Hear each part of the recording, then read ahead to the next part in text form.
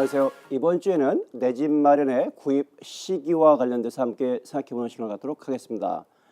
연방 하원을 통과한 금융규제 완화법을 심의 중인 상원은 대략 대형 은행들의 규제를 그대로 유지하되 중소형 은행에 대한 규제는 완화하는 쪽으로 진행되고 있는 모양새입니다. 2008년도 금융위기 이후 금융 규제를 주도했고 오바마 대통령의 경제 자문이었던 데니얼 타롤로의 연준 이사직의 사임으로 금융 규제 완화에 나선 트럼프 대통령의 정책이 의회 상원의 60석 정족수 미달로 폐기보다는 수정 쪽으로 가닥을 잡는 모양새입니다. 다드 프랭크 법은 미 금융 위기의 재발을 막아보려는 취지에서 만들어졌던 법안으로서 2010년도 7월에 발효해 무려 3,500여 페이지에 달하고 400여 개의 법안이 포함된 대공황 이후 최대 금융개혁 법안이라 할 수 있습니다. 너무 많은 내용을 담고 있어서 몇 가지 중요한 법안 중에 골자는 상업은행과 투자은행의 역할을 분명히 구분해서 상호 경업해서 일을 못하도록 하고 또 금융상품의 거래 투명성 제고와 또 은행의 자본 확충 의무와 금융기관의 감독을 강화하기 위한 법이라 할 수 있습니다.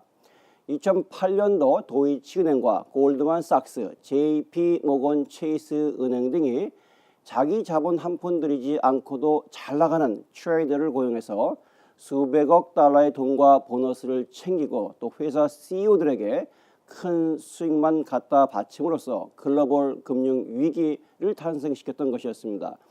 다드 프랭크 법의 완전한 폐지는 주택시장과 금융시장에 법의 늪으로 다시 빠져들게 하는 것들을 예상해 볼 수 있겠습니다. 돌이켜보면 미국 100년간의 미국 시장과 금융시장법은 규제 완화와 규제 강화의 반복이라 할 수 있는데 지난 오바마 정권의 규제 강화가 이번 트럼프 정부에서 규제 완화로 정책이 선회되고 있음을 볼 수 있습니다. 1999년 클린턴 정부 때는 상업은행의 주식 투자를 허용하는 그램리치 브라일리법의 제정으로서 규제를 느슨하게 해줬고 글라스-스티걸법을 폐지함으로써 자신을 지지했던 월가를 향한 보답으로 선물 보따리를 제공했던 것입니다.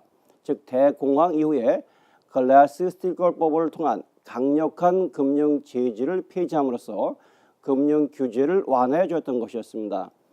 명분은 물론 금융산업의 경쟁력을 강화했지만 그 이후에 금융산업이 얼마나 경쟁력이 향상되었는지는 반문해 볼 수 있는 대목이라 할 수 있습니다. 결국 버블이 시작되었고 금융의 위기이자 대재앙에 잉태했던 것을 알 수 있습니다. 이제 글라스-스티걸법의 부활인 다드 프랭크 액트의 폐지의 수순을 밟는다면 다시 버블을 만들려는 트럼프 대통령의 첫 작품이 될까 염려되는 부분이기도 합니다. 지금 집값이 한참 올라가고 있습니다. 만약 자산 증식이 버블이었다면 우리는 버블이 터지고 나서 알게 되는 누를 범하게 된다는 사실입니다. 2008년도 모기 사태가 우리에게 주는 교훈을 잊지 말아야 할 것입니다. 여하튼 금융의 역사는 버블의 생성과 또 파괴의 반복임을 볼 수가 있겠습니다. 버블의 시작은 인플레이션의 시작에서부터 시작된다 볼 수 있습니다. 즉 물가 상승이 자산 상승으로 전이되는 경향이 있습니다. 과도하지 않은 인플레는 물론 경기를 살리기도 합니다. 경제 상황보다 인플레가 빨리 진행되다 보면 곧 버블이 생기게 됨을 알아야 할 것입니다. 단 하나 자산 가격의 상승이 버블이었다고 라는 것을 불행히도 우리는 버블이 터지고 나서 알게 된다는 것입니다. 즉 우리 모두가 그저 버블이 아니기만을 바라는 의도가 냉정한 시각을 잃게 하는 대목이라 할 수 있습니다. 금융위기 이후 전 세계 중앙은행의 고민은 어떻게 디플레이션을 막을 수 있을까는 인플레를 살리는 데 있었습니다. 중앙은행이 인플레이션을 막는 것이 임무인데 아이러니한 대목이라 하겠습니다. 양적 완화와 마이너스 금융이 대표적인 정책이라 하겠습니다. 어느덧 디플레이션에 대한 고민은 사라지고 인플레이션에 대한 징후가 도처에서 나오는 것을 볼 수 있습니다. 여기에 금융 규제를 풀어주고 있는 것입니다. 지난 대통령 선거 때 자신에게 정치자금 한 푼 안 준 월가에게 예기치도 않은 선물을 주고 있는 것입니다. 이유는 선거 때 약속한 1조 달러의 인프라 투자가 월가의 도움이 없이는 안 되는 것을 트럼프 대통령은 잘 알고 있기 때문입니다.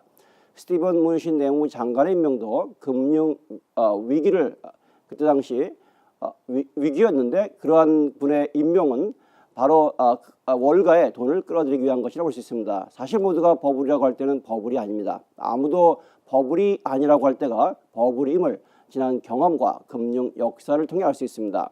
지금도 버블이 만들어지고 있다고 본다면 시간이 지나가 봐야 알 수 있겠습니다.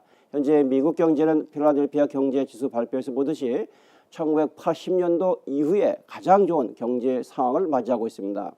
트럼프 대통령의 공약에는 주택 소유율 증가를 위한 금융 규제 완화로 주택시장의 활성화를 도모하고 있는 것입니다.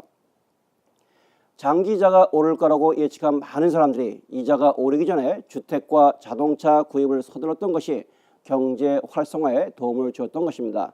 하지만 모기지 이자에 대한 인상이 주택시장에 찬물을 끼얹을 수 있다는 상황에서 연방준비제도 이사장인 제넷 앨런은 눈치를 살필 수밖에 없는 상황에서 그리고 어쩌면 월권 행위임에도 불구하고 자신의 의견을 충분히 반영하며 FMC의 회의에서 금리 인상을 단행하고 앞으로도 계속 가능성을 강력히 시사하고 있습니다. 지난 7년간 저금리임에도 유효 수요를 이끌어내지 못해 경제가 일어나지 못했다고 보고 더 이상 국채를 보유하지 않겠다고 공언하고 있는 것입니다. 즉 미국 국채 중심으로 주택 저당 채권 축소로 경기를 살려보겠다는 전략인 것입니다. 여하튼 이자는 전부 다 올랐고 주택시장은 상승세를 보이고 있는 상황이고 앞으로 이자율 상승은 계속될 터인데 지금 집을 사는 게 좋을지 버블이 터질 때까지 기다려야 하는지 첫 주택 구입자들의 고민이 깊어만 가고 있습니다. 여하튼 부동산 경기 침체 이후 많은 젊은 층에서 렌트가 집을 장만하는 것보다 더 현명한 선택인 것처럼 여겨졌지만 지금은 내 집 마련에 좋은 기회라는 쪽으로 돌아서고 있는 모양새입니다. 과거 몇 년간 주택 거품이 빠지고 주택 가격이 하락하는 시점에서도 미국인들은 내 집 장만이 부의 축적의 핵심 가치가 되고 있는 것은 부인할 수 없는 것 같습니다. 내 집 장만의 가장 큰 걸림돌은 다운페이의 부족과 주택 가치에 있습니다. 현재 수입의 증가가 주택 상승분을 따라잡지 못하고 있는 상황입니다. 얼마 전 정부 관계자 및 은행 그리고 하우징 카운슬러 기관이 함께 모여서 저소득층들의 주택 소유를 높이기 위한 아이디어를 쏟아내는 자리에서 여러 가지 기금을 모두 사용해서 보조금의 효과를 극대화시켜주자는 의견이 우세했습니다. 일러로 주정부의 다운페이 보조 프로그램인 캐라페이치와 집 그런 프로그램이 과거 3% 다운페이 지원을 5%로 상향시킨 것도 또한 6만 불 보조를 9만 불로 상향 조정하고 수입이 많은 중상소득자에게도 5만 불에서 7만 5천 불까지 보조해 주는 것도 현재 시장 동향에 맞도록 지원금의 추세를 반영한 것으로 풀이된다겠습니다. 집 구입을 구입하는 첫 주택 구입자들에게 교육을 통해 늘 강조하는 것 중에 하나가 재정 관리입니다. 현재 소득의 일부를 저축하며 쓸데없이 빠져나가는 지출을 줄이며 허리띠를 동여매는 희생을 각오할 때 내 집 마련은 삶의 중요한 가치와 보람으로 여기게 될 것입니다. 연방노동부 자료에 의하면 가주의 고용률 증가로 지속적 경제가 상승이 이루어지고 있는 것으로 보고되고 있습니다. 하지만 주택 구입 능력에 맞는 주택 부족과 주택 가격 상승이 소득을 훨씬 앞서고 있는 것이 문제입니다. 현재 소득이 집값 상승폭을 따라잡지 못하고 있다는 것입니다. 그렇다고 포기할 필요는 없습니다. 기회는 온다고 믿는 것입니다. 언제 다시 꺼질 거품을 염두에 두고 장기적 재정 계획을 철저히 세우고 준비하면 내 집 마련을 통한 재산 증식의 아메리칸 드림은 반드시 이루어지게 될 것입니다. 여하튼 언젠가는 내 집 마련을 하고자 계획하고 있다면 최적의 시기에 다양한 정보를 통하여 내 집 마련에 좋은 기회가 되시길 기원합니다. 감사합니다.